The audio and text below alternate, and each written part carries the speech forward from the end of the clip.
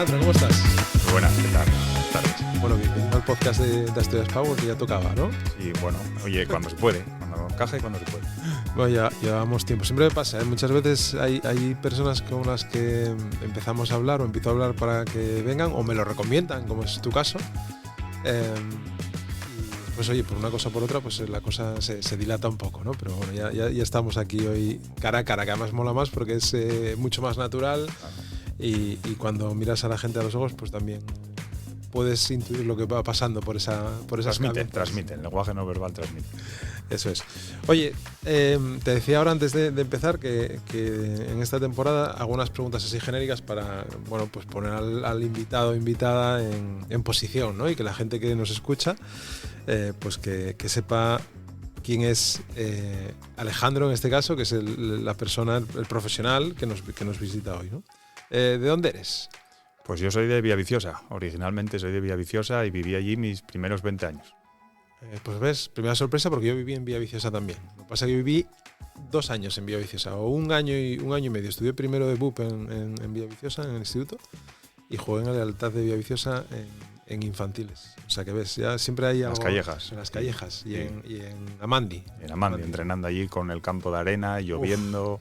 Lleno de barro. Uf. Bueno, barro, yo creo que barro ya era un poco los privilegiados. Yo creo que en principio había ahí arena y piedras que... Eso no me acuerdo. Yo cuando fui ya era campo, bueno, campo de este gastado y muy regular. Sí, pero de los de antes, campos. Sí, campos molaban. Y ahí sufríamos. Pero después comentamos igual algo sobre ello. ¿Has vivido algún momento fuera de Asturias? Sí. ¿Y dónde? Pues viví 2 años en Barcelona, viví 1 año en Mallorca, viví 2 años en Francia y 1 año en Bélgica. Bueno, bien. Después entraremos también un poco sobre esa trayectoria, porque hay alguna cosa que yo no conocía y que he descubierto hoy antes de empezar a preparar la grabación del mundo del motor, ¿no? Ahora después vamos desgranando esa trayectoria. Oye, ¿y cuál es tu sitio preferido de Asturias? Gijón. Sí, así de sopetón. Bueno, sí, vamos a decirlo así, que sobre todo en los últimos años, con el clima que tenemos, a mí que me gusta la bicicleta, me gusta la montaña, me gusta el aire, el deporte, la naturaleza a tope, y te mueves igual en un día, te mueves en 3 ámbitos de Asturias, por ejemplo. Gijón tenemos un clima invidiable, el mejor, de largo. O sea, tú puedes salir de aquí de Gijón en plan verano por la mañana en bici, y vas a Oviedo y te mueres de frío, vas hacia Villaviciosa, te mueres de frío, vas a otros, te mueres de frío. Y sin embargo en Gijón es un clima mucho más templado. Incluso cuando vuelves en bici, pues ya recoges otra vez el calor que igual no tuviste. Y ahora, por ejemplo, esta temporada de invierno, pues los climas son mucho más templados, no hay tanto frío. Y en verano tampoco hay tanto calor, porque te asfixias. Vas al occidente, al interior, te asfixias. Y Gijón se vive estupendamente. Tenemos un privilegio, tanto como sea mar, como montaña, como naturaleza, que es espectacular. O sea, que si tendría que decir un sitio para vivir, sería Gijón. Y sin lugar a duda, pues Asturias para todo lo demás, recomendable. Muy bien, perfecto. Oye, ¿comida favorita? Ostras, aquí pregunta difícil. Puede ser un variado, puede ser un palo. Pregunta difícil, pero vamos, que yo soy 100% de Asturias a tope y podría comer una fabada, que pote cuando hace frío, que arroz con leche, vamos, o un cachopo, 100%. ¿Y la sidra también o no? No. ¿No eres sidrero? No, la defendería a muerte, pero no soy sidrero. ¿Y alcohol? ¿Pruebas alcohol? Sí, no hay problemas. O sea, aquí hay que yo porque te veo fino, la gente no te ve, pero yo te veo que tienes cuerpo finín. Bueno, aparento bien, pero sí, oye, haces tus pinitos ahí de godello, haces tus pinitos ahí de cañón con limón o cerveza, haces tus pinitos. Bueno, después de hacer deporte presta, ¿no? Hombre, yo creo que casi oficial, vamos. Oye, ¿y tipo de música qué te gusta? Pues rock, prácticamente toda la vida fue el rock y es lo que más puedo escuchar, y sí es verdad que últimamente también el indie pues cala un poco porque, bueno, sí, hay bastante iniciativa española que son muy buenos, por cierto, y ayuda y gusta. Ya ha salido el indie aquí, ¿eh? Creo que Mara, que es una diseñadora que además trabaja aquí donde estamos grabando, en el Wax, habló también de la música indie. Oye, ¿qué te gustaría conocer que no conozcas? Ostras, pues quizás en el tema de viajar, pues algo así muy estrambótico de, no sé, tanto un safari, por ejemplo, me parecería brutal, o igual ya al extremo de Patagonia y de cosas así, o Groenlandia, cosas así, algo muy extremo, algo así más extremo, vamos. Uh-huh. ¿Y qué te gustaría hacer que no hayas hecho? Pues mira, algo que no hice hasta el momento y todavía que no soy capaz de conseguir y que seguramente pueda sorprender sería contratar gente. ¿Cómo? ¿Contratar gente? Sí, señor. Hostia, qué bueno. Esa cosa que es tan difícil a día de hoy y que sería tan adversa a que cualquier empresario a día de hoy te diría que... Te dice que aguantes, pues sinceramente a mí me gustaría. Y dentro de... O sea, gente, vamos a llegar después a ello, pero dentro de tu actividad profesional ahora no tienes personas a tu cargo. Tienes colaboradores o tienes gente que te ayuda o gente que aporta en un momento dado. Sí, pero o autónomos, pero nunca asalariados. Dentro de tu... Nunca asalariados. Bueno, pues hombre, siempre está bien contratar a gente y tener la posibilidad de pagarles un sueldo y que crezcan contigo, que sufran también a veces, ¿no? Porque la gente piensa que, lo hablábamos también antes, que montar un negocio es fácil, pero no lo es. No lo es, ¿no? Y después cuando tienes que tomar esa decisión de contratar a tu primer trabajador, al final tienes que pagarle una nómina, hay que conseguir los recursos para ello, o la financiación para hacer crecer el negocio. Bueno, puede ser también crecimiento orgánico, pero bueno, es complicado, no es fácil, no es fácil.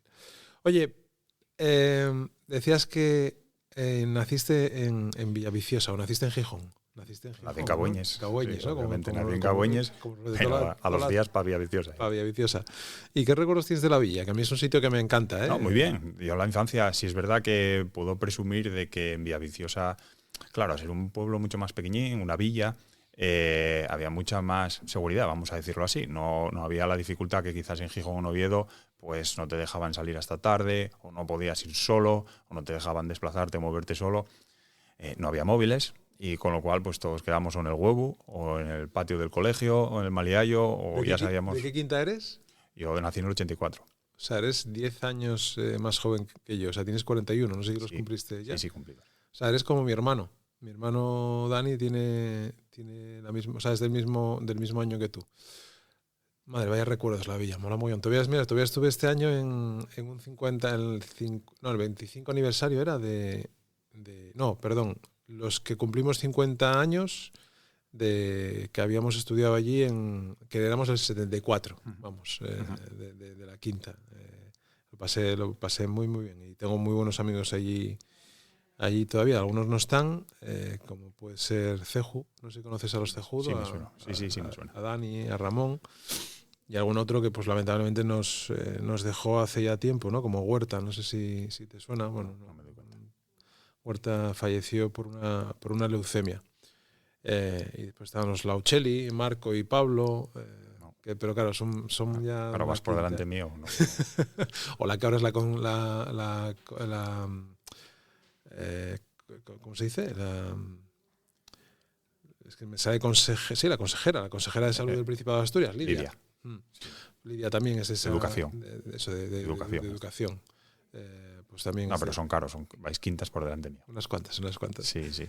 O sea que eso, pues lógicamente esa parte, digamos, afable, ¿no? De como tú dices, una villa, de un pueblín, que además todo el mundo se conoce y que te permite, escaparte, ¿no? Por ahí. Sí, privilegios. Privilegios de ir solos al parque, ir solos a la playa, en alza, rodiles. O en bici, yo me acuerdo de ir en bici. Bueno, a mí no me tocó, me tocó ir en alza. De ir en bici, coger ahí la bici. Ir al Puntal también allí y eso, y estar solos por Villaviciosa, ir para un lado, para el otro y vamos, lo de los padres era cuanto más lejos casi mejor y sin problemas además. Pero muy bien. ¿Y estudiaste en el instituto allí? Sí. Primero en San Francisco y luego en el instituto. ¿Y qué recuerdos tienes de esa época de estudiante? Bueno, bien, estudiante normal, ni el mejor ni el peor y bien, la verdad que disfrutábamos mucho y bueno, genial. Claro, es que en los pueblos es distinto. Sí, yo viví en muchos sitios. Yo creo que cuando llegué a la villa era mi tercer sitio.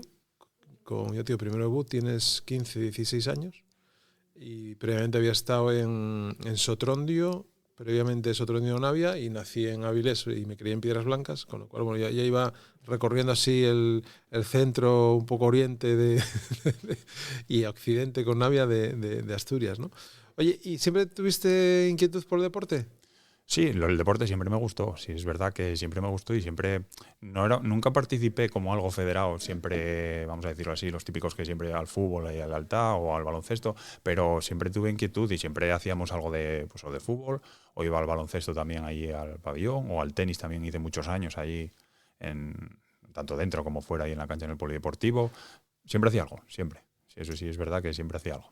Y cuando dejas el instituto y hay que pues, seguir estudiando, seguir formándote, lógicamente aquí hay una cadencia, ¿no?, histórica. Dice, oye, el guaje tiene que ir a la universidad, ¿no? O sea, hay que ir a la universidad, pero lógicamente hay otras opciones, muchas opciones que se han demostrado que a veces son más rentables, digamos, a nivel de económico, de ingresos económicos, ¿no? A veces porque las formaciones profesionales o los oficios, ¿no?, tan demandados ahora, pues tienen también sus recorridos, sus salidas, ¿no? Hay algunas, gente más, otras menos.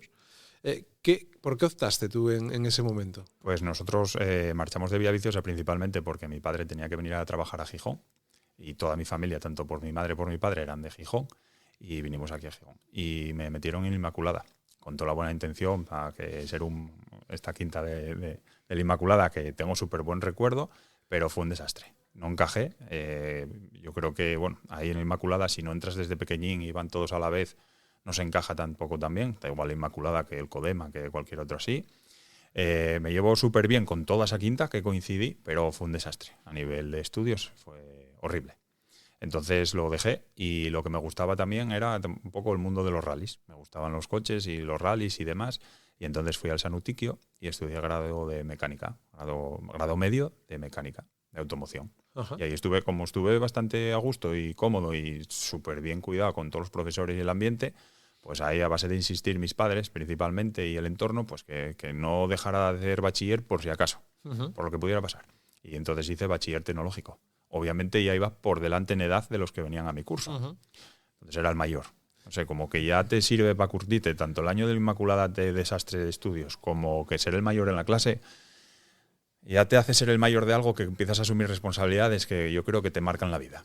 Ya... Fíjate que yo lo pasé muy mal también en el tránsito de Villaviciosa al instituto. Bueno, a segundo EBU. Yo empecé segundo EBU en los dominicos en Oviedo y fue un cambio muy, muy radical en cuanto a la forma de trasladar las asignaturas, a la forma de enfrentarte a ciertos exámenes, porque teníamos profesores que eran muy peculiares. Te creo porque lo veo, lo visualizo. Sí, a mí...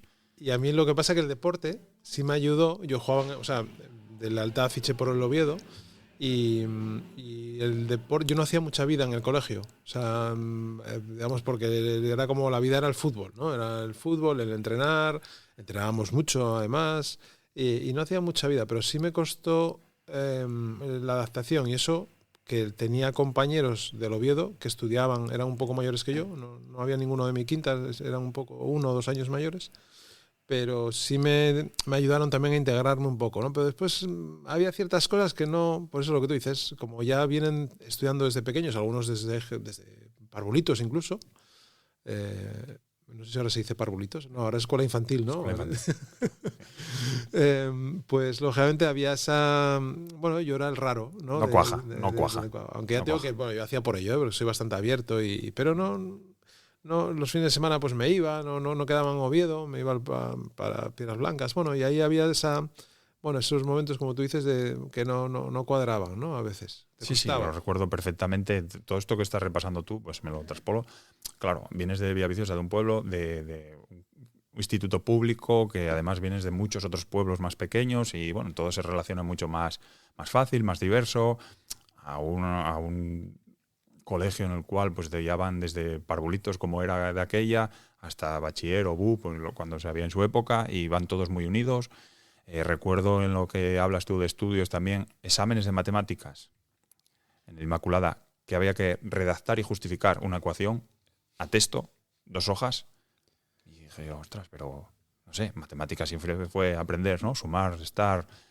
Vale que también tienes que un poco entender los porqués y hacia dónde lleva y por qué no, pero tanto como justificar el contexto, no sé, son cosas que te quedan marcadas. También un profesor también muy conocido, Fidalgo también, que hacía allí ciencias también, bueno, ya nos ponía a caldo, bueno, muy especial, y al final no cuaja todo esto y haces que, bueno, pues que no encajes allí, pero sin embargo, bueno, vas a otros sitios y encajas perfectamente, y ya, pues ahí pude encauzar otra vez el tema del bachiller, que lo saqué, el bachiller tecnológico, y como me seguía gustando el tema de la automoción y demás, pues pasé aquí en el instituto en Ballín a hacer el grado superior, formativo superior de automoción también. Ajá.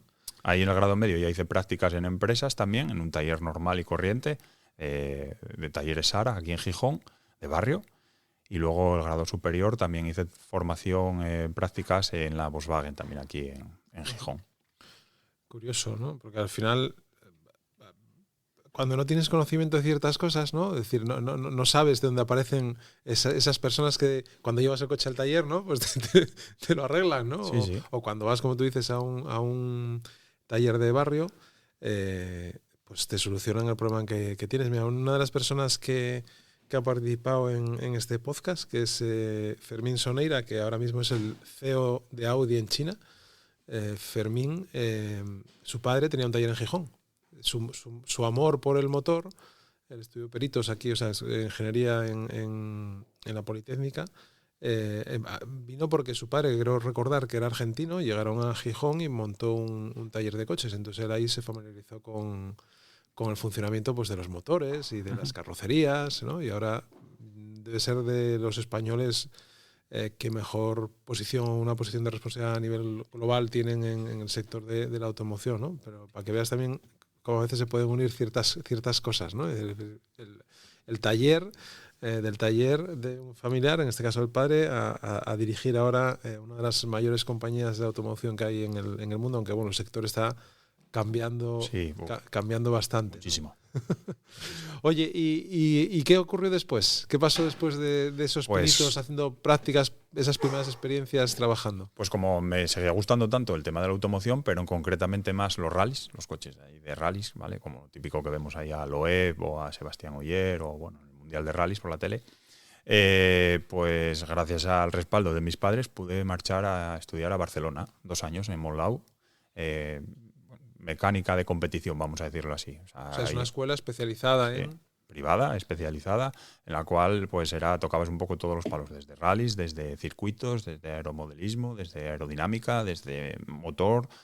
Bueno, tocabas un poco todos los palos, y sí es verdad que ahí confluíamos ya estudiantes de toda España y nos especializábamos en eso. Sí, luego, la rama que eligiera cada uno o las prácticas que podías hacer también, pues había gente más de circuitos, o había otros más de rallies, o había otros que iban a carreras de montaña, o bueno, cada uno iba eligiendo. Pero ya te movías en el medio, ya hacías prácticas ahí en empresas y ya te movías en el medio también. ¿Y no ibais a empresa más tradicional tipo SEAT? No, la tradicional de cadena de montaje. Bueno, o de ese tipo de, digamos, dentro de esa formación era más dirigida a temas de competición. Sí, competición. Era única y exclusivamente competición. Competición. Entonces allí estuve 2 años y bueno, llegué a ganar una beca que yo y otro chaval, había un curso de mañana y otro curso de tarde, y allí conseguí una beca por nota del circuito de Montmeló, era quien otorgaba esa beca. Que bueno, que está bastante bien porque bueno, eran 3.000 euros. Y después de esos 2 años, bueno, Barcelona además es una ciudad chula para vivir, ¿no? Era la época que ganó el triplete el Barça. Era una ciudad muy chula, pero sí que te digo que no sé bueno, ya tomaba bastante conciencia de lo que hacía y lo que costaba, y tampoco fue un desfase. Pasaba estudiando más que otra cosa, o pasaba, pues bueno, sí que quedaba con alguna amiga que tengo de aquí, que está de arquitecta en Australia. Otra persona también que puedes buscar de cómo evoluciona su vida, de responsable y profesora además. No hacía una vida muy tampoco de lujos en Barcelona ni de nada. Era un poco más consciente del coste que llevaba todo y de que bueno, pues había que guardar. Pero sí, pero muy bien Barcelona. Pues ya ves, salíamos a correr por allí por el paseo, todo entero allí. ¿Dónde estaba la escuela? ¿En qué zona? La escuela estaba arriba, Santa Coloma, cerca de Santa Coloma, Manet, y yo vivía en el Fórum, abajo, al final de la diagonal, ahí en el Fórum. Entonces sí es verdad que tenía la playa a 1 minuto, como aquí prácticamente. A 1 minuto tenía la playa y salía a correr, pues como aquí. Y venga, paseo para arriba, paseo para abajo y correr, y muy chulo. Es una buena ciudad. A mí siempre me ha gustado mucho Barcelona. Mía. De hecho, mi hermano hasta hace un mes vivía en Barcelona, llevaba 11, 12 años en Barcelona viviendo, Dani, y acaban de mudarse a Gijón. Ha sido papá, me ha hecho tío después de unos cuantos años. Bueno. Y ha venido con su mujer, con Carla, que Carla además es... bueno, tiene doble nacionalidad, tiene nacionalidad americana, española, pero que ya no tiene aquí nadie, o sea, pero han decidido por calidad de vida, tienen la posibilidad los dos de teletrabajar, y por también criar a su pequeña Deva en un ámbito pues más familiar o más próximo o más natural, llámalo como quieras, pues han tomado la decisión de venirse Ya te lo dije al empezar, que Gijón es el mejor sitio para vivir. Bueno, hay mucha gente que está viniendo. Este sitio donde estamos grabando es un ejemplo de que aquí hay gente de Colombia, hay gente de Argentina, hay gente de Italia, hay gente de Alemania. Tenemos ahora un neozelandés australiano, lo pasa más jovencísimo, que tiene creo que 22, 23 años. Lo pasa que se va ahora para Londres con su pareja. Pero bueno, Asturias yo creo que tiene algunas cosas que debería aprovechar, ¿no? Como comunidad. Lo que pasa es que ya dependemos de política y de ciertas cosas que no somos nosotros los que tenemos la llave. Podemos provocar algunas, sí, pero después el camino que se tome, yo creo que es muy complicado gobernarlo, ¿no? Aunque seas político. Yo creo que hay cosas que... Difícil. Que puedes, el sistema ya está establecido, claro, o preestablecido. Puedes intentar que se tome un camino, pero después mantenerlo y demás cuesta, porque cada cierto tiempo cambia la política está supeditada a todo y nosotros no tenemos una visión, por ejemplo, tanto que se critica a veces a los chinos, pues los chinos tienen alguna cosa que es muy buena, que es que miran la vida con un largo plazo, o sea, no la miran en el corto, sino que la miran en el largo, y en ese largo plazo, lógicamente, toman ciertas decisiones que han sido estratégicas para ellos. Tú dices, bueno, pues oye, es que no hay ciertas seguridad vinculada al trato personal, a los derechos humanos, etcétera, etcétera. Pero bueno, están creciendo, ya no son lo que eran, ¿no? Se va evolucionando, obviamente. Lógicamente son muchos y habrá cosas que te pueden gustar más y menos, ¿no? Pero lógicamente ellos toman un camino y ese camino lo van respaldando con acciones, tanto empresariales, lógicamente, como también políticas. Pero bueno, pues yo creo que Asturias ahí podría posicionarse, porque lo que tú dices también, el tiempo está cambiando. Muy rápido. Aquí lo ves, o sea, se está estabilizando, las estaciones son mucho más estables, no hay esos cambios que había de invierno a primavera o de otoño a verano, ¿no? Sino que la cosa es más estable. Y hay muchas oportunidades. Vale, entonces estás ahí en Barcelona, ¿y qué haces después de Barcelona? Pues como me sigue apasionando tanto el mundo de los rallies y por suerte ya pude tocar ciertos palos un poco más cercanos en el mundillo, seguí estudiando en otra escuela en Francia, en Nogaro, al sur de Francia y cerca de los Pirineos, cerca de Mont-Marsan. Ingeniería de competición, vamos a decirlo así. Ya era 100% vivir allí en Francia. Tampoco era una cosa que yo hablara francés aquello, ni mucho menos, porque no, para nada. O sea, ahí durante unos meses estuve dando las clases para poder ir a comprar el pan y poco más. Pero sí es verdad que luego tuve la suerte que allí en Nogaro, que hay un circuito muy, muy antiguo y muy clásico, pues tenía un profesor argentino que también trabajó en la época de Peugeot, cuando Toivonen y Vatanen y esta gente que ganaron los mundiales, hablaba español. Y también eso, había un profesor argentino y un profesor francés que trabajó en Argentina, ¿vale? Entonces me ayudaron un poco a que, bueno, pues incluso que los exámenes no hacía falta que bordara tanto la escritura, pero sí que entendiera las cosas y, bueno, o dibujara, o que, bueno, me ayudaban a que, date cuenta que igual estaba rodeado de chavales que estudiaban ingeniería en Francia. Bueno, sí es verdad que al estar fuera de tu casa, tener tiempo libre, que no era fácil, porque estaba rodeado de maizales y ocas, foie y coñac, es lo típico de allí, de esa zona. pues lo volcaba mucho en estudiar y en aprender y en ser curioso. Y pues si tenía clase por la mañana, pues por la tarde iba. Y si en el circuito por la tarde, los domingos o los sábados había tandas, pues iba y das una vuelta. Entonces, bueno, siempre vas aprendiendo. Gracias a esto también, pues bueno, me cogieron un poco de cariño, vamos a decirlo así, me cuidaron y me mimaron y pude hacer prácticas ya en equipos top ya de Francia. Y ya directamente salté a trabajar al mundo laboral, pero claro, cuando te estoy hablando de esto ya era Mundial de Rallys. Ajá. Entonces, claro, date cuenta que yo salgo de aquí de Gijón, de Asturias, en taller de barrio, y a la vuelta de 3 años prácticamente estaba haciendo un test con Marcus Grönholm para neumáticos de Michelin privado de cara a la temporada siguiente, que era el neumático que se iba a utilizar en el Mundial. Entonces, bueno, fue muy rápido. Fue muy rápido, por suerte, y una pasada. ¿Qué años tenías ahí? Pues 23, 24, 25. Ajá, muy joven. Y bueno, la verdad que una pasada, una experiencia brutal, y aprendes mucho y vives mucho en poco tiempo. Así que está genial. ¿Y la vida allí en Francia? La vida en Francia, como viví en 3 sitios, porque ahí viví, fue un primer sitio, luego ya subí un poco más al centro y luego todavía subí más arriba, a Langres. Viví en Thiers, que está cerca de Clermont-Ferrand, la fábrica de Michelin. Y luego viví en Langres, arriba, que está mucho más arriba de París, que está cerca de Dijon. Fue cambiando. O sea, ahora depende de dónde vivieras, había un poco más, un poco menos, un poco austera, vamos a decirlo así. Claro, para un español no había tanta fiesta por la tarde, no había tantos fines de semana, no había tanta actividad, entonces, bueno, era un poco más austera. Pero bien, sí es verdad que bueno, no dejas de una vida similar, quizás no con esa vida social que tenemos aquí, ni incluso de bar, ni de festiva, ni de compartir tanto fuera de casa. Pero bien, una experiencia distinta. ¿Y cuántos años estuviste? 2. 2 años en Francia. ¿Y por qué volviste? No, todavía no. Claro, no. me dijiste Todavía. que estabas... Pues por currículum, básicamente, por currículum y por buscar. Al final te mueves en el mundillo, yo ya estaba en el mundillo y vas intentando evolucionar. Entonces, en el norte de Francia ya estaba en un equipo de Citroën oficial de París, de Versalles, vamos a decirlo así, pero era satélite, que uno de sus dueños es Sebastián Loeb. Uh-huh. Y entonces éramos como 57 personas, en el cual había un organigrama entero, y hacíamos todo lo que no era fuera de Citroën fábrica de París, que en definitiva es todo el trabajo que tienes que desarrollar por el mundo, porque al final los de París, con el desarrollo de la marca, con el desarrollo de propio oficial y demás, pues tenían su trabajo. Entonces todo lo que fuera satélite, que era trabajar por el resto del mundo, era lo que nos tocaba a nosotros.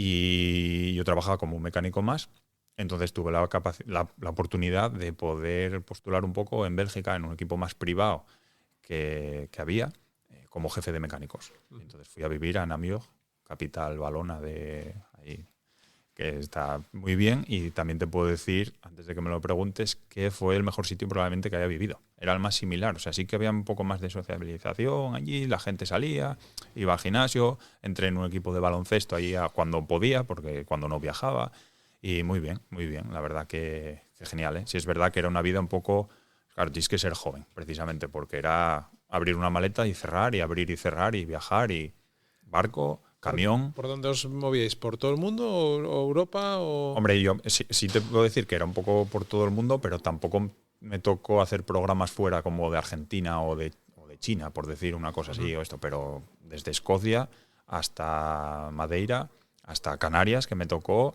Estambul, Hungría, bueno, Grecia. Una gran experiencia, ¿no? Sí, la verdad que es como experiencia genial. O sea, sí es verdad, por eso hubo una parte ahora de mi vida que como que no viajé tanto, porque como que no sé, que hay unas balas que dices tú, bueno, cuando lo vuelva a hacer ya lo tomaré, tengo que tomarlo de otra manera. Porque ya te digo que incluso en camión, o sea, cruzar frontera de Grecia a Turquía en camión, hace 10 años o 15, bueno, quizás no sea lo de ahora de pasar por una... Yo aquello, bueno, dije, ostras, ves a gente en plan corrupción en Miami, con camisas metidas por detrás de la pistola y cosas así. Bueno, pues la verdad que te digo que hay que vivirlo, ¿eh? Hay que vivirlo. Me imagino. Y que no hablaban siquiera inglés. Claro, que hablan su idioma y ya está. Y arréglatelas. Sí, arréglatelas. Y como nos veían pues camiones rotulados y demás, pues les das merchandising y publicidad y bueno, Pero claro, vengo con otros cocineros franceses más antiguos, que les tocó pues trabajar en Rusia, en otra época también, y todo el mundo va contando sus películas. Y claro, al final va haciéndote una bola que cuando estás allí dices tú, pues igual no salimos hoy de aquí. Bueno, ¿y cuántos años estuviste en Bélgica? En Bélgica 1. Y ahí sí que se cortó, fue el 2008 o una cosa así, y se cortó por la crisis. Llegó la crisis y claro, todos estos equipos y todo este mundillo se mueve con muchísimo dinero y cortan, ¿sabes? Nosotros teníamos patrocinadores por decir Total, ¿no? Una petrolífera Total, o empresas, da igual, Peugeot, Citroën, que fuera, y se cortaron los patrocinios, entonces a los jóvenes de afuera pues son los que no renuevan, obviamente, porque van a dejar a la gente más veterana en casa, obvio, más establecida. Es curioso esto que dices. ¿Sabes que el CEO actuó, bueno, uno de los directivos de Total Energies en España, Tom van der Kruis, vive en Gijón? No tenía ni idea. Sí, porque es belga, además es belga. Lleva aquí, pues no sé los años que lleva Tom aquí, debe llevar 3-4 años, desde que hubo la compra de Total, que compró la parte de B2C de DP. Y lo trajeron, o sea, lo mandó la compañía como directivo a Asturias, porque los headquarters de Total están en Oviedo. Hay una oficina en Madrid también, pero bueno, y Tom, que le gusta la bicicleta, que le gusta la montaña y que le gusta nadar en el mar, pues imagínate donde dice él que dice, igual no me toca vivir toda la vida aquí, pero sí sé dónde quiero volver, ¿no? Muy bien. Volvemos a eso que decías al principio sobre Gijón, ¿no? Y sobre Asturias. Joder, estaba buscando ahora un nombre que te lo tengo que presentar. Él es holandés y es ingeniero de Fórmula 2. No me acuerdo cómo se llama el equipo en el que está trabajando, pero él anda por todo el mundo o sea, va a la Fórmula 1 y va a la Fórmula 2 por detrás. Creo que tiene menos carreras. Sí, tiene otro calendario quizás. Y él es holandés, conoció a su mujer, que es de Gijón, y me acaba de venir ahora Renko. Hombre, Renko, a mí que me gusta el ciclismo, pues hay un Renko actual que está ahí en el top. Pues Renko, es que tiene el apellido de Renko, no sé si te acuerdas que había un seleccionador holandés que se llamaba Advocat. No me doy cuenta. No. Igual no. No soy muy apasionado del fútbol. Por eso te digo, pues sí, era ese apellido. Bueno, pues te presentaré a Renko porque además es un tío majísimo. Yo lo conocí gracias a su mujer y a su mujer la conocí gracias a Asturias Power y estuve con él ya un par de veces o más, hablando, conversando, porque él, bueno, tiene él es ingeniero aeronáutico, creo. Tiene ciertas inquietudes y también estaba valorando cambiar de sector, bueno, reinventarse un poco, ¿no? Porque tanto viaje... Claro, bueno, cansa. Al final consume mucho y pasas muchas horas fuera y realmente tangibles hay pocas horas, muchos de viaje y de transportes. Vale, y entonces llega la crisis y ¿qué haces? Pues llega la crisis y nos toca volver a casa. Vuelves a casa, vuelves aquí a Asturias y ¿qué haces con todo este planteamiento que vienes de hacer ya de participar en el Mundial de Rallys y de estar? Pues intentas encajar en algún sitio, pero es muy difícil porque, o sea, no era una crisis que llegas tú, es un momento puntual, un país, no, era todo por igual y es muy difícil. Entonces, ahí con un amigo que conocí en Barcelona, estudiando en Barcelona, pues fui a trabajar con él un año a Mallorca. Tenía un taller, el taller de barrio de toda la vida. Tampoco es más sitio para trabajar, ¿eh? No, que va. A lo que quieras. Mallorca también, sí. Mallorca. Sí es verdad que no tienes el clima templado que tenemos aquí, ¿sabes? Que, por ejemplo, ahí en verano ahora mismo te ahogas. Cascas, te ahogas. No, yo en invierno salía en sudadera. Tampoco era una cosa que... Pero la isla es una isla muy bonita, preciosa. Muy bonita, muy buena. Y aparte tuve la posibilidad y la suerte que él es de allí, cerca de Inca, de un pueblo de Campanet, y a mí me tocó vivir la Mallorca profunda, la verdadera de los payeses, las payesas que estaban allí profunda y que no toca el turismo para nada. Entonces pude vivir muchas cosas que estaba genial, que íbamos a contramarea, que salíamos los jueves por Palma o que íbamos a calas cuando no iba nadie o a fiestas del Firo de Sóller o el Firo que es allí muy típico. Fiestas de pueblo, ¿sabes? Lo que aquí conocemos, fiestas de Prado, ahí son de pueblo, festivales de carnaval, de verano. Y viví un año allí, pues bueno, obviamente adaptándome a que había que facturar y trabajar en coches de calle, pero bueno, eso era lo que había. ¿Y él sigue con el negocio? Él no, cansó también, pasó un poco a los barcos. Bueno. Porque, pues bueno, trabajas menos y ganas más y da menos que hacer. Comederos de cabeza, sobre todo, porque los coches son muy complejos. O sea, cada día son más complejos los coches, ya no solo por la tecnología, sino que todos los recambios, todo lo que sea manipular y todo eso, ya lo hacen específico para sus marcas, para que nadie entre. Bueno. Sí, está todo más protegido, ¿no? Sí, todo más protegido y al final se protegen tanto, o sea, tanto en piezas como en el trabajo, como en todo esto. Entonces, bueno, sí es verdad que los barcos pues no avanza tanto o no puede avanzar tanto porque el mar y la tecnología normal, no militar ni aeronáutica, tampoco pues... Sí, fíjate que mira, otra persona que ha participado en este podcast, Íñigo, que es buen amigo, Íñigo Holanda, que es de Gijón, que trabajó muchos años, hizo toda su vida profesional en Thyssen, ahora TK Elevator, acaba de mudarse a Menorca como director general de una marca que fabrica foras de borda. O sea, no me acuerdo cómo se llama, porque Yachts o algo así, tiene un nombre... No hay muchos ahí, o sea, tampoco es que haya muchos fabricantes de barcos.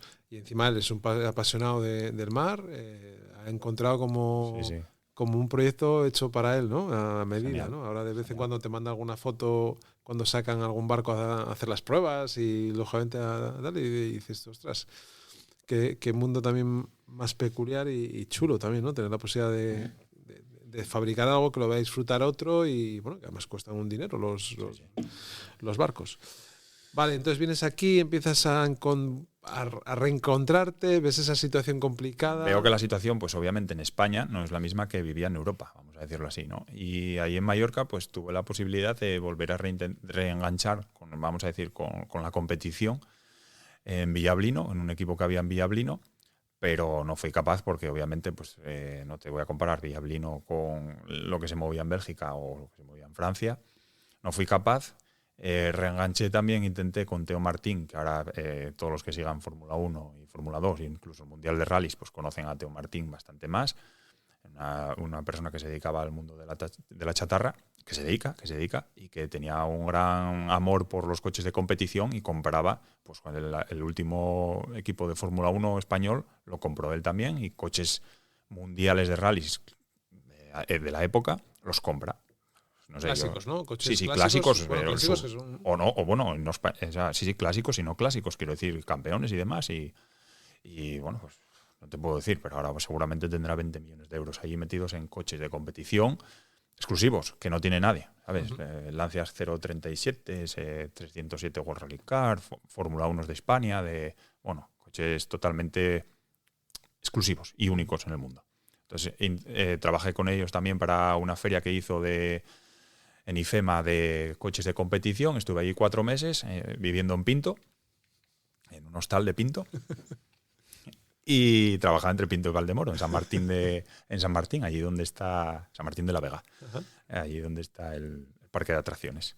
Pero tampoco fui capaz de ya seguir y continuar en el mundo de la competición porque, bueno, se va alejando. O sea, la vida donde yo me movía, a lo que te puedes mover aquí en España. Así al revés, ¿qué pasa con las motos? Aquí hay mucha cuna y mucha cultura de moto y todo el Levante, por eso tenemos también tan buenos resultados de pilotos y todo eso, pero si no, todo el mundo que ve MotoGP en todas sus categorías sabe que hay un montón de mecánicos y de staff españoles, porque hay mucha cuna de motores. Entonces yo lo que veía en Francia y Bélgica, que la gente que le gustaba la moto bajaba a España. Pero sin embargo pasa la inversa en coches. Todos los que son más aficionados al mundo de las 4 ruedas tienen que subir arriba, porque pues hay más cultura, hay más pasión, hay más medios, hay más equipos y entonces, bueno, pasaba ese cambio. Pues llega un momento en el cual, como bien piensas, dices, ¿qué hago? Yo aquí sigo con esto de la automoción, veo que la competición no hay, no puedes hacer, pues currículum a la basura. ¿Y empezar de cero? Y empezar de cero, tal cual. Cero tal cual, no te miento en nada. Cero tal cual. Bueno, te digo más, perdón, o sea, un dato que hay que explicar o decir. Pues yo al final tenía que seguir ganando dinero, ¿no? Vamos a decir así. Tú te quieres mover y quieres tener tu sueldo y trabajar dignamente. Pues vine a Gijón e imprimí 50 o 60 currículums de mecánica, ¿eh? De mecánica de lo que ya había hecho. No voy a enseñar, no voy a mentir a nadie. Y empecé a repartir, subí por aquí y fui a Porcello, pues date cuenta, imagínate, iba andando y ya pisaba 20 talleres. Y en uno de ellos, en la Citroën, me dice el jefe de taller, pero mira para el currículum y dice, ¿y qué quieres que haga yo con esto? pues no sé, yo busco trabajar, yo no busco otra cosa. Tú no puedes trabajar aquí. Dije, bueno, yo solo pretendo trabajar, no pretendo otra cosa, o sea, ganar un sueldo y ya está, y un salario. Y dice él, no, pues, ¿qué va? O sea, suerte, pero esto es imposible, o sea, aquí no vas a encajar ni de coña. Y yo, bueno, también lo entiendo, porque al final quizás tengas otras metas, otras aspiraciones que luchen o confluyan y que confronten más bien con el día a día de un taller, que al final tú tienes que sacar trabajo y generar beneficios y ya está. Entonces, bueno, confronte. Pues currículum a la basura. Hay que resetear. ¿Y qué años tenías? 28, 29. ¿Y en casa? Pues nada, ¿qué te van a decir? Que bueno, que al final si no es lo tuyo, que yo al final tampoco me veía. Claro, es que date cuenta, o sea, nosotros ahora mismo cambiamos de ruedas cuando nos avisa el coche o cuando nos acordamos o cuando nos avisan, o el que más apasionado que lo mira, pues mira el desgaste y tal, y cambias de ruedas, venga, una vez cada 6 meses, una vez cada 8 meses, o depende de lo que ruedes, igual una vez al año. Ahora, date cuenta que yo igual cambiaba 4 ruedas de 3.000 euros en 2 horas. Para que veas la diferencia de lo que tocaba a lo que no. ¿Sabes? Yo igual me movía en 500.000 euros de un vehículo a lo que puedas ver ahora de cualquiera de 30.000, ¿no? Y piezas de titanio, piezas de carbono, que costaban 3.000 euros, pues eso, a cambiar ahora unas pastillas de freno que te pueden costar 300 euros. No tenía nada que ver. La película era distinta. Tenías un organigrama, había un camión taller, había que marcar los recambios que sacabas del camión para volver a utilizarlos, para volver a meterlos para cuando marchara de viaje. Era otra película totalmente distinta. Entonces, yo no me veía en nada, en nada. Pues en casa, ¿qué te van a decir? Pues decir, bueno, pues tú verás. O sea, no te dimos nada. Tú verás lo que haces y búscate la vida. Entonces aquí, como me gustaba un poco, o siempre me gustó el tema del deporte y la salud, pues intenté mirar qué podía hacer, porque no tenía estudios de nada, de otra cosa, y yo solo tengo bachiller y grado superior. Es reglamentado en España, es lo que más tengo. Pues empecé a hacer cursos de pilates en Oviedo, continuo, allí, cursos de pilates y de salud. Que si te digo que puedes ver como que es algo muy simple y muy básico, pero creo que lo que sí que gané allí es perspectiva de salud y entender el cuerpo. Cómo todo repercute y todo influye. Muy, muy oriental esto, que poco occidental, por cierto. Antes que hablabas de los chinos, ¿no? Y te abre la mente a decir, bueno, pues aquí hay muchas cosas donde puedes avanzar y crecer y ver las cosas con una perspectiva distinta. Pero y también tuviste la suerte de encontrarte con alguien que te ayudó y que te motivó y que... Sí, pero sin nada, quiero decir que era un curso normal, abierto a cualquier persona normal, en la que vamos 15 o 20 personas totalmente random, como dirían los chavales de hoy en día, y que había gente de 40, de 30 y de 20, que estábamos mezclados, que no era algo específico por mí o porque conocía, por nada, estándar. Sí es verdad que Tino García, bastante conocido, y bueno, y seguramente ahora se estará sorprendiendo si esto lo escucha algún día, de la salud y de ver cómo el enfoque que yo vi de la perspectiva del ser humano, del cuerpo del ser humano, pues influye y ayuda. ¿Y te caló? Y sí, que me caló. Y me fue un estímulo porque después luego hice otro curso aquí de entrenamiento personal, hice otro curso también de espalda saludable, hice otro curso de entrenamiento también con TRX, y fue haciendo todos estos cursos que a día de hoy todo está mucho más reglado y ves también otras formaciones, incluso pues mismamente en la laboral hay un grado formativo, está también el curso superior que metieron ahora Mieres de INEF. Sí, educación física. Educación física. Bueno, pues claro, todo eso, pero es que en su época no había nada. O sea, antiguamente, si recordáis, quien estudiaba INEF era porque quería ser o profesor o entrenador de fútbol. Nada que ver con lo que hay a día de hoy. Que por suerte, como todo, evoluciona. Y tenías que irte a Coruña o a León o a Madrid. Bueno, eso es. Y aquí en Asturias no lo había. Por suerte evoluciona. Entonces, pues date cuenta, yo empecé ahí a moverme y entonces ya rápidamente pues busqué hacer prácticas y entré aquí en un gimnasio en Viesques también, y estuve trabajando en un gimnasio, tanto como entrenador de sala, como luego te tenías que adaptar porque igual tenías que hacer spinning, como entrenador personal. Al final parece que no, pero luego el carácter que te vas forjando, pues a base de estar en una estructura, una disciplina, un organigrama, pues también te hace que también, pues quizás, pues oye, cales el que tú seas disciplinado, que también busques una constancia, ¿no? Que tú busques también un resultado, pero no a corto plazo, sino un poco a medio y largo plazo. Todo eso va calando y yo creo que ayuda. Y que profundices un poco más en las cosas, ¿no? Que la gente, cuando coges algo que no sea oye, vale, voy a clase y ya, sino que, vale, yo encima me está gustando, quiero dedicarme a algo de esto, entonces también te hace profundizar en esas clases a las que vas, seguir estudiando, seguir documentándote, seguir seguramente que también preguntando a otros. Sí, preguntando. Yo ser curioso. Al final creo que se aprende mucho. Ahí en Barcelona con mi amigo de Mallorca éramos muy curiosos. Preguntábamos y veíamos todo. Ver vídeos, ver cualquier cosa, leer artículos, eso, preguntar, ir a cualquier evento que era totalmente distinto, pero siempre te vas a fijar porque pues todo el mundo estará en la farándula, en lo más llamativo, en el cóctel, en no sé qué. Pues ir por la puerta de atrás y ver qué pasa por detrás, dónde están limpiando, qué están haciendo, por qué tiran esto, por qué hacen lo otro. Bueno, al final creo que se puede aprender uno mucho fijándote y así seguir, pues formándote también, leyendo. No voy a decir que sea el gran lector porque ni mucho menos, me cuesta muchísimo, soy incapaz de ponerme delante de un libro, soy incapaz. Yo necesito hacer cosas, estar haciendo y moviéndome. Eso, gente que se ríe, gente que comentamos antes como David y Paloma, que son totalmente lectores y fanáticos de leer, pues claro, me dicen, pues lee el libro, lee. Imposible, dejarlo, que no soy capaz. A día de hoy no soy capaz. Entonces, bueno, seguí evolucionando y la verdad que bien, tanto que pues después pasé a trabajar en la clínica Nespral también, de entrenador personal, 3 años y medio. Ajá. ¿Y cuándo surge todo este tema en el que estás metido ahora? De las actividades deportivas, de las carreras, de los trails, de todo esto, que además, bueno, poco a poco empezaste con una cosa, pero bueno, evolucionas. Yo no soy muy especializado, o sea, no estoy muy especializado en este tipo de... Es una cosa de esas que tienes por ahí pendientes, ¿no? El hecho de correr una carrera de montaña, una carrera un poco más, digamos, empinada, como digo yo, ¿no? ¿Cómo arranca todo eso? Pues esto arranca que una vez que ya volví de todo este periplo que estamos hablando, pues a mí siempre me gustó el tema del deporte y empecé a correr. Me gustaba correr y me gustaba nadar y siempre, pues eso, siempre me tocó hacer natación en el Puntal, allí en la piscina que nos metieron de pequeños con el agua fría, en invierno, al aire libre. Pues siempre me gustó hacer cosas. Entonces entré en un equipo aquí en el club Team Sport Spirit que se dedicaban aquí a nadar en aguas abiertas, a hacer triatlón, a hacer ciclismo, a correr, y empecé a correr por la montaña. Entonces ahí en el 2015 ya con el club dijimos, pues jolín, si siempre subimos aquí al Monte Deva a entrenar y a correr y esto, ¿por qué no organizamos una carrera? Que no la había. Y ahí nace el Trail Gijón, hace 10 años, ahí en el 2015. Ahí es donde nace. Este año cumplisteis 10 años. 10 años por culpa de la pandemia, si no sería la 11. Entonces ahí en 2014 presentamos esto y en 2015 fue la primera edición que organizamos esto. Siempre como un hobby. Siempre era como un hobby con un club que lo organizaba ahí y siempre era un hobby. Yo tenía mi trabajo aparte, pues, eso, en los gimnasios y entrenamiento personal.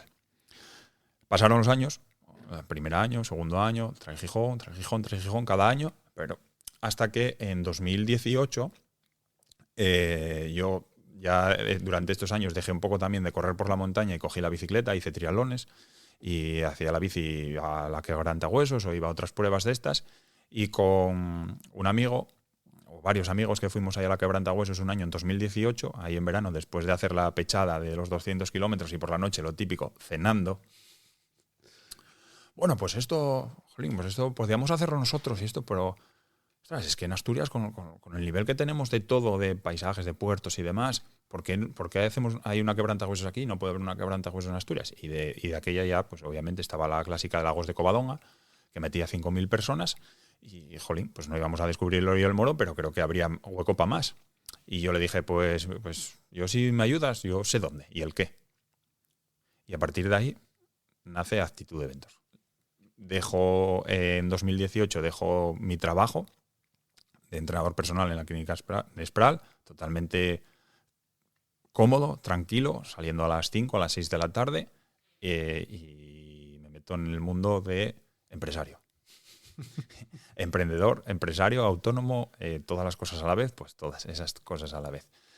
Me respaldan 2 socios económicamente para comenzar y ahí me tiro a la piscina. Entonces, el primer enfrentamiento era el Trail Gijón y el segundo era la cicloturista en cuestión que yo planteaba a mi amigo, que es la Cubilla. La cicloturista de la Cubilla. Tenemos un puerto aquí que, bueno, probablemente ahora ya sea mucho más conocido, se conozca, de aquella se conocía menos, ya está asfaltada, por suerte, y creía que el potencial que tenía esto era brutal.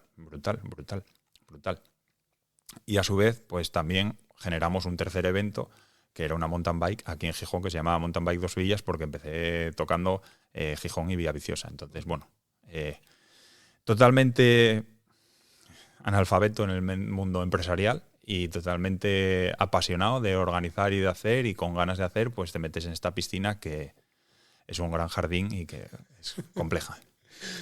Sí, lo hablábamos antes, sobre todo porque además tratas con personas y tratas con seguridad también, ¿no? Porque ocurren cosas en los eventos, la gente se pone mala, tiene un accidente, se caen. Bueno, yo que sé, pueden pasar muchas cosas, ¿no? Y eso hay una responsabilidad también detrás, y la gente piensa que organizar algo, pues nada, es venga, vamos para allá, ¿no? Y hay un componente pues que tienes que, lógicamente, una legislación que hay que cumplir y te encontrarás con mil trabas, y pues están los partidos, los políticos, tal, porque si esto ya se hace allí, bueno, estas cosas que ocurren, ¿no? Y además en Asturias a veces también, en vez de poner facilidades, parece que ponemos alguna piedra en el camino, ¿no? Para que las cosas sucedan, ¿no? Y después de 2018, o sea, 7 años con 2019, sí, 2019, empieza la empresa en 2019. 2019 hasta ahora con impasse, lógicamente, de la pandemia. Que también, eso date cuenta. Claro. 2019 organizo mis 3 primeros eventos como empresa y llega la pandemia, 2020, y hasta luego. Cerrado todo lo que es congregación de gente, exterior. ¿Qué piensas ahí en ese momento? Pues pienso, sinceramente, no pienso nada malo, quiero decir, en el sentido de que, bueno, pues se va a acabar el mundo. No. Te frustra, pero aquí es donde esta parte de un podcast empresarial dices tú, hay que renovarse, hay que avanzar y hay que hacer algo. Entonces, como no nos dejaban de mano organizar nada, ni se planteaba nada, y ni sobre todo no había ningún escenario de certeza a tiempos, pero sí que ya te dejaban salir y hacer y moverte. Primero era del concejo, o del municipio, ¿no? Y luego ya sí que podías salir sin salir de la provincia. Entonces, como me gustaba la bici, tenía las bicis, creía en una cosa que a día de hoy parece tan evidente, pero en 2020 tampoco estaba tan realizada, vamos a decir así, pues generé una página, Asturias Paraíso Ciclista. Una página web donde pues compré el dominio, hice la web, iba haciendo rutas y las intentaba vender a los ayuntamientos o alojamientos o también restauración, etc. Hice una ropa, generaba unos vídeos y generaba un contenido que cualquier persona, incluso pues eso, iba allí, escaneaba un QR o descargaba una ruta, un track con una descripción y generabas una base que a día de hoy, pues claro, el Principado hoy ya, tras un presupuesto alto, tiene una página web de cicloturismo, de sendas y de rutas y demás. Pero en 2020 ya la tenía hecho gracias a la pandemia y no poder organizar eventos. Entonces, bueno, fue un poco donde también pues, te vas moviendo y te vas renovando y haciendo otras cosas que te permitan seguir, ¿no? En ese camino. Sí, continuar. Y ahora, es decir, pasado este tiempo y la gente ya que empezáis a consolidar o que empiezas a consolidar estas pruebas, actualmente, ¿cuántas pruebas activas tienes? ¿Estas 3 o hay alguna más? No, tengo más. O sea, sí es verdad que te das cuenta que organizar eventos deportivos puede parecer como algo que es altruista, apasionado y demás, pero luego, como todo, los números te ponen en el suelo y tienes que saber gestionarte.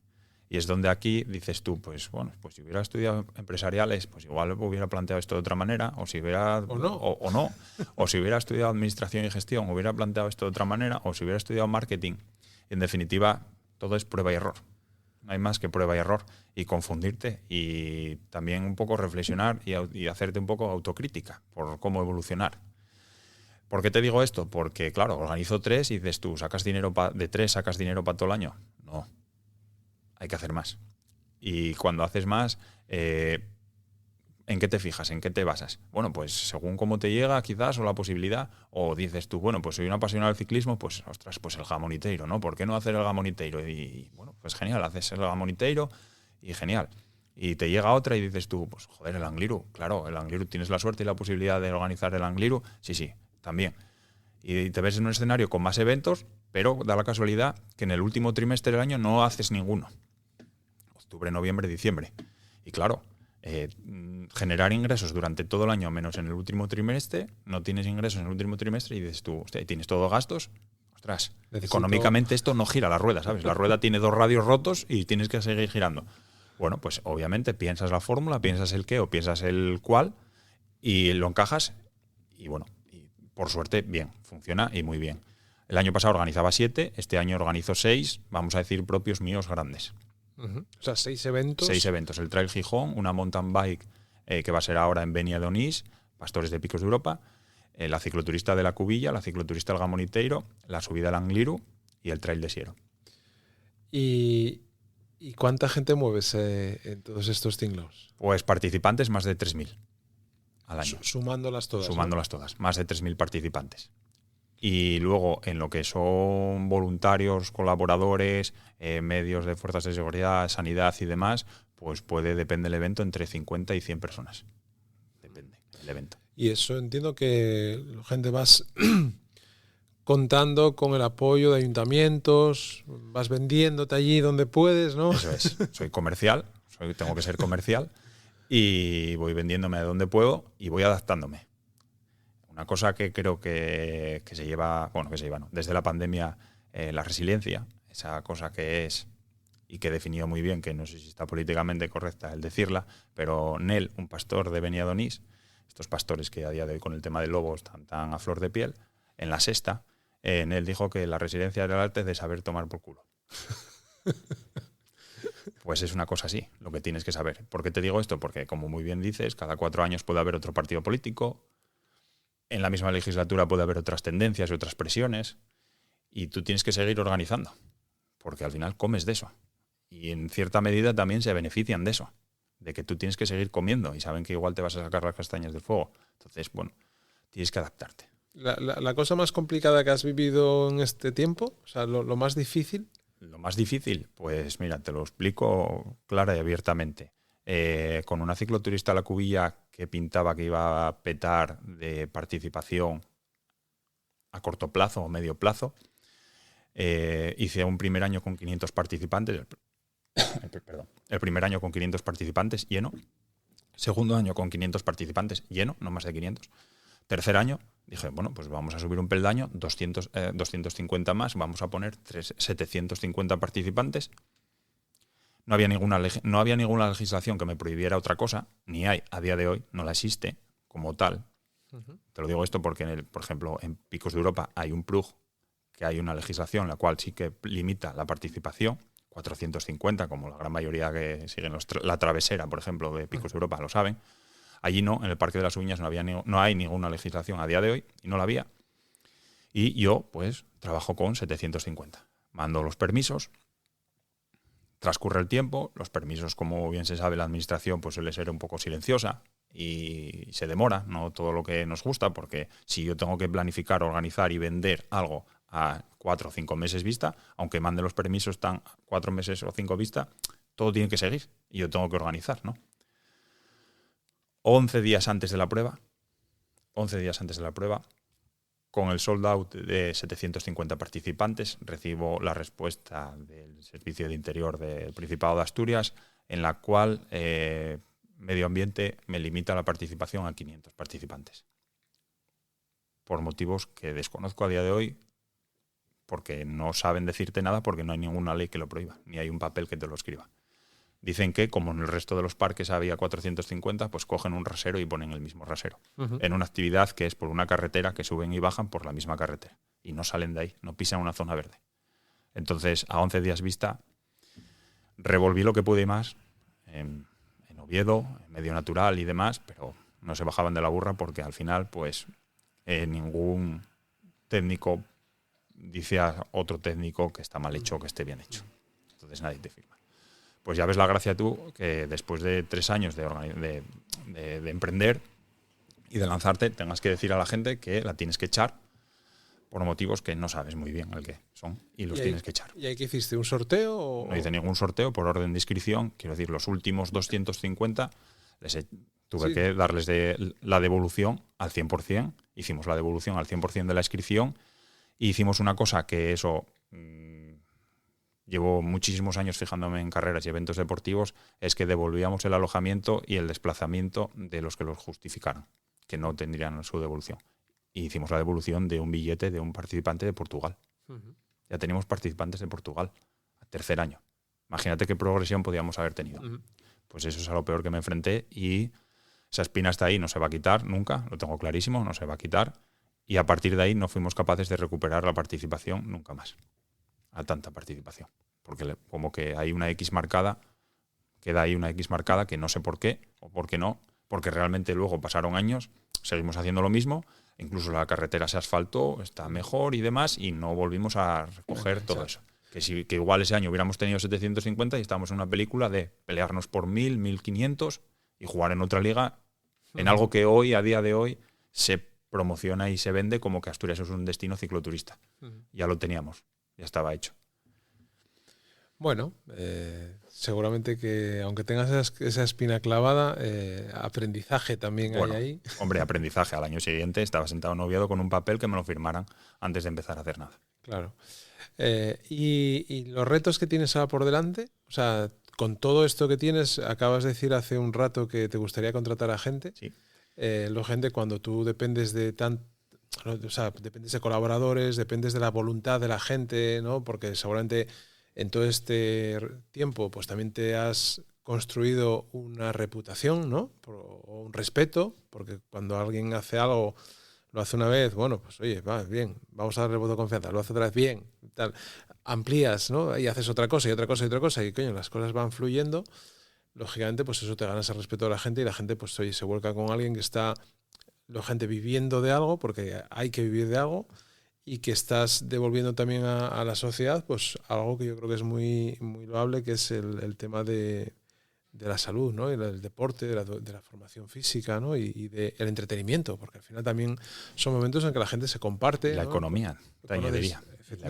Efectivamente, la economía de los entornos en los que esa gente van a dormir, van a comer, pasan un tiempo, después volverán porque descubren un sitio que no conocen y vuelven de turismo o los recomiendan a otras personas de su entorno, ¿no? Que es lo que ocurre en estas cosas. Siempre nos ha pasado a cualquiera de nosotros que vas a un sitio, te tratan bien y ¿qué haces? Pues oye, hablas bien de ese sitio. Tal cual. Incluso a las casas rurales, se lo digo, que los cuiden bien porque ya reservan de un año para otro. Ya, oye, para el año que viene resérvanos. Ya, la propia casa rural, no yo, ni el evento, ni nada, sino la casa rural de cómo los trate y ya repite la persona. Y lo que decía, ¿y ahora? O sea, en este momento en el que estás, 2025 abril. Pues en 2025 de abril tengo que añadirte que durante este proceso también tuve la suerte y la oportunidad de encontrar otro trabajo. No puedo dedicarme 100% a los eventos deportivos. No me dan de comer ni lo suficiente ni en los tiempos en los que quieres, porque los ingresos vienen cuando llegan. Sí, son temporales. Son temporales, hay muy picos, hay bajones, son muy inestables. No sabes la participación que vas a tener a pesar de esa reputación que puedas tener, ni esos números. Competencia brutal. No siempre, digamos, seguramente de la mejor manera. Bueno, entraríamos en otro debate, pero sí te puedo decir que el 99,9% de los eventos que hay en Asturias o proximidades no los organiza una empresa ni alguien que quiera vivir de ello. Son otro tipo de eventos, pero que son totalmente loables y en los cuales pues, te hacen una competencia brutal. O sea, si tenemos 52 fines de semana, en Asturias hay 100 trails. Pero no solo compito con los trails, compito con las BTT, compito con las de carretera y compito en todo, porque al final también es un poco algo que yo busco, ¿sabes? Una ilusión también o un aliciente el organizar cosas distintas, no siempre lo mismo, que pues, sería lo fácil. Sino yo busco también un poco el desafío mío de bueno, ¿por qué no ser un polifacético de organizar eventos deportivos distintos, no siempre el mismo?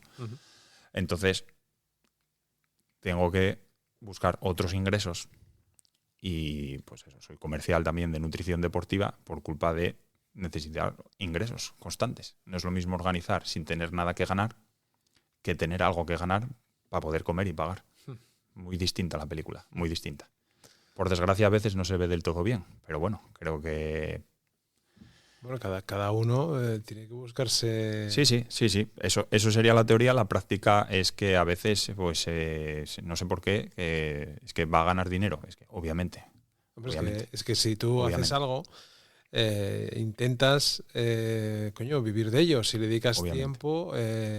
Total y absoluto, pero te sorprendería lo que tengo que visto y escuchado también, te digo. Bueno, yo a veces, mira, con este tema de Asturias Power, que nació en el 2018 como una manera de juntar a gente, es decir, nació en LinkedIn, una red profesional que quería juntar a asturianos que estaban en el mundo, de aquí y de allí, como siempre he dicho yo, y el primer evento lo pagué yo de mi bolsillo, recuperé... Esto lo he contado pocas veces así en abierto. Recuperé, o sea, ponte en números redondos, pues igual el evento costó 3.000 euros. Yo tenía claro que la gente tenía que pagar por ir al evento. Es algo que la gente tiene que darse cuenta que si tú quieres hacer algo y quieres hacerlo bien, necesitas pagar a los proveedores. A todos nos gusta la fiesta más guapa y más bonita, ¿no? Claro. Entonces, tenía claro que puse un precio ridículo, que eran 15-20 euros, creo recordar, no me acuerdo. Son precios en los que manejo yo. Y juntamos a 200 personas en la laboral, ¿no? Además, lo típico, se cerró, o sea, no había más sitio y vendimos todas las papeletas. Yo recuperé, pues ponte, 1.250 euros por las entradas, estaba palmando pues el resto, 1.400.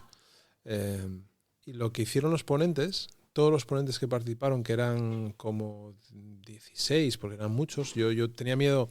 Lo que hice fue ponerme en contacto con la gente para invitarla de ponente y me di pensando que como era Navidad, pues que el 50% no va a estar.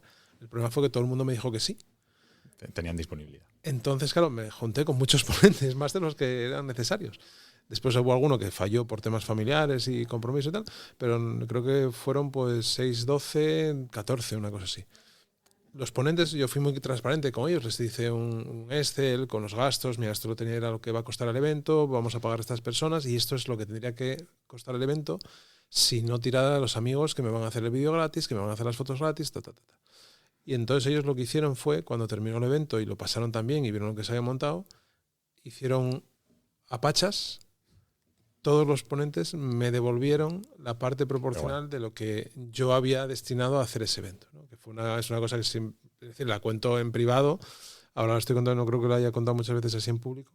Para la gente que nos pueda escuchar, esto bueno, es público, pero que tampoco es que tengamos una audiencia muy grande. Bueno, nunca se sabe dónde va a llegar esto. Eso es. Y es curioso pues cómo se comportaron y de ahí a hoy hay grandes amigos. O sea, de esa gente que yo a muchos de ellos no los conocía personalmente, algunos de ellos se han convertido en buenos amigos en estos años, ¿no? Entonces, sí es verdad que cuando tú haces algo o provocas algo, también la gente pues a veces, pues, oye, ¿y este qué querrá, no? O sea, ¿qué interés hay detrás de todo esto? Pues, chico, el interés es conocer a gente. No hay más interés que ese. Lógicamente, ¿qué pasa? Que si tú haces algo y lo provocas, te da una visibilidad. Y esa visibilidad pues te hace que la gente te conozca, te reconozca o te hagas... digamos, pues esa influencia dentro de tu entorno. No es que seamos, ¿cómo se dice? Youtubers o influencers, porque no lo somos, o sea, nunca he pretendido ser eso. Sí tener la posibilidad de conocer a Alejandro hoy o conocer a Mariana mañana o a quien sea. O sea, me da lo mismo. Por este podcast ha pasado gente muy, muy variopinta, desde los panaderos del Obrador Sison, que está aquí al lado y que encima no son asturianos porque él es belga y ella es madrileña, Paloma es madrileña, y su marido belga también, por cierto. Que no sé si los conoces o has ido a comprar alguna. No. Pues viviendo aquí detrás, en la calle Marqués de Casavalez, hay un obrador de pan artesano que se llama Sison. Si vas, te encontrarás con un belga con el que podrás hablar de tus andanzas en ese país. Entonces, vale, por cerrar, el futuro. ¿Dónde te ves o dónde ves Alejandro haciendo eventos deportivos? Que a mí me gusta eso que acabas de decir, de que no siempre quieres... O sea, vale, ahora la gente te ves en la tesitura, la gente tienes que buscarte tu futuro y tienes un trabajo que te da un rendimiento urgente económico y te permite tener un sueldo al final de mes. Me gusta eso de que no quieres hacer siempre lo mismo, que está guay, ¿no? El hecho de variar, de aprender, de buscar otras alicientes, ¿no? En lo personal. ¿Y qué quieres hacer ahora? ¿O qué vas a hacer? ¿O en qué estás pensando? Bueno, pensando... ves un poco el panorama también, porque al final en esto ahora mismo, como te digo, está sobresaturado los eventos deportivos, los desafíos que puedas afrontar o pensar son limitados en ciertas maneras a lo que nos conocemos como todo el mundo de esto de corre, la bici y demás, pero sí es verdad que hay otros desafíos que puede haber, otros retos en los cuales te pueden encajar organizar otros eventos deportivos, no sé, tenemos el mar aquí delante, es un mar de oportunidades, nunca mejor dicho, valga la redundancia, ¿no? A mí nadar en el mar me gusta, entonces puede ser una oportunidad. Oye, pero el trail de Gijón es algo que se ha consolidado, que está consolidado, Sí, el trail. Que esa parte, digamos, esa en concreto la quieres seguir potenciando, dando recorrido. Sí, al final lo que haces en los eventos principalmente es reciclar y renovar el aliciente y buscar una continuidad de estímulos y que siga funcionando. Dentro de una base, yo no soy nada extremista, ni nada de novedades, ni nada de estrambóticidades, o sea, son Sota y Carballo y Rey que funcionan, y a partir de ahí, pues ir cambiando y modificando perlas en el cual haga que confluye todo en que, bueno, que la gente siga repitiendo, que vuelva todos los años, que la gente de Gijón diga, tú, el trail que siempre corro, el de Gijón. Y sin embargo, que venga gente afuera y te duerma 3 días en el camping, bueno, que haya niños, que haya continuidad de edades, siempre vas un poco refrescando. Al final, sí es verdad que son eventos en los cuales puedan estar establecidos, pero nunca dejas de... Siempre escucho la frase de, bueno, ese total ya lo tienes rodado. Bueno, van 10 años, eso ya lo tienes rodado, ya hay poco más que hacer y eso. A mí nunca me parece fácil, nunca, nada. Todos los años pasa algo, todos los años cada evento es una cosa nueva, si no es un problema de uno es una circunstancia de otro y si no es una necesidad de otro. Nunca me parece nada rodado, sinceramente. La verdad te lo digo que no. Entonces, bueno, siempre buscas estímulos nuevos y haces continuidad. Por suerte, si es, claro, tras 10 años está sentado. El evento, vamos a decir, está sentado y de cara a Gijón o al organigrama y al ayuntamiento, el evento está sentado. Pero aún así salen cosas nuevas. O sea, todavía esta semana estuve trabajando ya con parte del ayuntamiento de cara a parques y jardines, de cara al año que viene. Ojo, y tengo todos los eventos por delante del año y ya estoy pensando en el que viene y moviéndome en el que viene. Entonces, la dificultad y el reto que me dices, más del que organizar, sino cómo gestionarme yo la cabeza internamente a la hora de hacer de que la empresa sea rentable, que se establezca y que puedas tener un organigrama de contratar al menos a una persona. Eso es el mayor reto que me enfrento todos los días, de cómo hacer esto que gire decentemente. Muy bien, Alejandro. Oye, pues aquí tienes un altavoz. O sea, yo siempre lo digo, nuestra visibilidad en LinkedIn es grande, es donde nacimos y es donde hemos crecido, no mucho, pero bueno, pues tenemos una comunidad de más de, no sé, ahora cuántos somos, 15.000, 16.000, por ahí, no sé, ¿no? Y lógicamente también llegamos a gente de otras partes del mundo, y gente que muchos de ellos hacen deporte, corren maratones, hacen trails, andan en bici, tienen esos gustos, ¿no? También por practicar más allá de su trabajo día a día. Pues fomentan o cultivan esa parte física, ¿no? Con lo cual yo siempre lo digo, que aquí tienes un canal o un altavoz, aparte del podcast, para lo que necesites o lo que te podamos ayudar, y espero pues que tengas suerte y siempre cierro los podcasts de la misma manera y nos vemos en el camino. Muy bien, pues muchas gracias. Nos vemos en el camino, Luisma. Gracias a ti, Alejandro.